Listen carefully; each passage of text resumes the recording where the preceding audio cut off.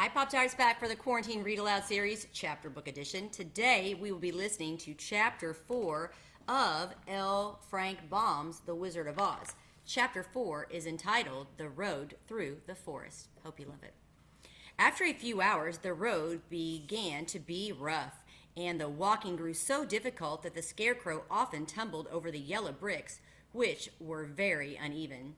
Sometimes, indeed, they were broken or missing altogether, leaving holes that Toto jumped across and Dorothy walked around. As for the Scarecrow having no brains, he walked straight ahead, and so stepped into the holes and fell at full length on the hard bricks. It never hurt him, however, and Dorothy would pick him up and set him upon his feet again, while he joined her in laughing merrily at his own mishap. The farms were not nearly so well cared for here as they were farther back. There were fewer houses and fewer fruit trees, and the farther they went, the more dismal and lonesome the country became. At noon, they sat down by the roadside near a little brook, and Dorothy opened her basket and got out some bread. She offered a piece to the Scarecrow, but he refused. "I am never hungry," he said, "and it is a lucky thing I am not, for my mouth is only painted. If I should cut a hole in it so I could eat, the straw I am stuffed with would come out, and that would spoil the shape of my head." Dorothy saw at once that this was true, so she only nodded and went on eating her bread.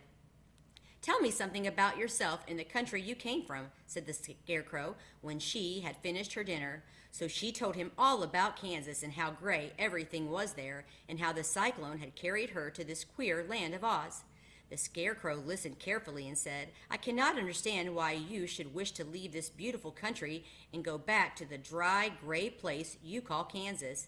"That is because you have no brains," answered the girl. "No matter how dreary and gray our homes are, we people of flesh and blood would rather live there than in any other country. Be it ever so beautiful, there is no place like home." The Scarecrow sighed. "Of course I can understand it," he said. "If your heads were stuffed with straw like mine, you would probably all live in the beautiful places, and then Kansas would have no people at all. It is fortunate for Kansas that you have brains." "Won't you tell me a story while we are resting?" asked the child. The Scarecrow looked at her reproachfully and answered, "My life has been so short that I really know nothing whatever. I was only made day before yesterday. What happened in the world before that time is all unknown to me. Luckily, when the farmer made my head, one of the first things he did was to paint my ears so that I heard what was going on. There was another Munchkin with him, and the first thing I heard was the farmer saying, 'How do you like those ears?' 'They aren't straight,' answered the other. 'Never mind,' said the farmer. 'They are ears just the same,' which was true enough. 'Now I'll make the eyes,' said the farmer. So he painted my right eye, and as soon as it was finished, I found myself looking at him and at everything around me with a great deal of curiosity, for this was my first glimpse of the world." "That's a rather pretty eye," remarked the Munchkin who was watching the farmer. "Blue paint is just the color for his eyes." "I think I'll make the other a little bigger," said the farmer, and when the second eye was done, I could see much better than before. Then he made my nose and my mouth, but I did not speak, because at that time I didn't know what a mouth was for. I had the fun of watching them make my body and my arms and legs, and when they fastened on my head at last, I felt very proud, for I thought I was just as good as man as anyone. "This fellow will scare the crows fast enough," said the farmer. "He looks just like a man." "Why, he is a man," said the other, and I quite agreed with him. The farmer carried me under his arm to the cornfield and set me up on a tall stick, where you found me. He and his friends soon after walked away and left me alone. I did not like to be deserted this way, so I tried to walk after them, but my feet would not touch the ground, and I was forced to stay on that pole. It was a lonely life to lead, for I had nothing to think of, having been made such a little while before. Many crows and other birds flew into the cornfield, but as soon as they saw me, they flew away again, thinking I was a Munchkin, and this pleased me and made me feel I was quite as important as a person.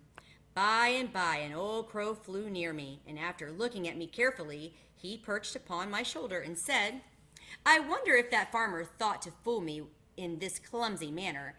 Any crow of sense could see that you are only stuffed with straw.' Then he hopped down at my feet and ate all the corn he wanted. The other birds, seeing he was not harmed by me, came to eat the corn too. So, in a short time, there was a great flock of them about me. I felt sad at this, for it showed I was not such a good scarecrow after all. But the old crow comforted me, saying, "If you only had brains in your head, you would be as good as man as any of them, and a better man than some of them. Brains are the only things worth having in this world, no matter whether one is a crow or a man." After the crows had gone, I thought this over and decided I would try hard to get some brains.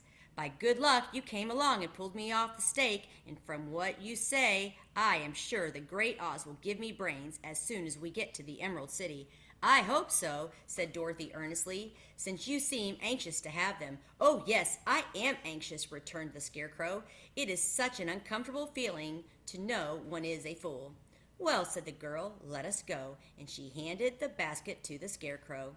There were no fences at all by the roadside now, and the land was rough and untilled.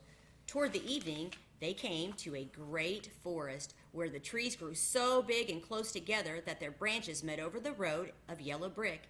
It was almost dark under the trees, for the branches shut out the daylight, but the travelers did not stop and went on into the forest. "If this road goes in, it must come out," said the Scarecrow, "and as the Emerald City is at the other end of the road, we must go wherever it leads us." "Anyone would know that," said Dorothy. "Certainly, that is why I know it," returned the Scarecrow. If it is required brains to figure it out, I never should have said it." After an hour or so, the light faded away, and they found themselves stumbling along in the darkness.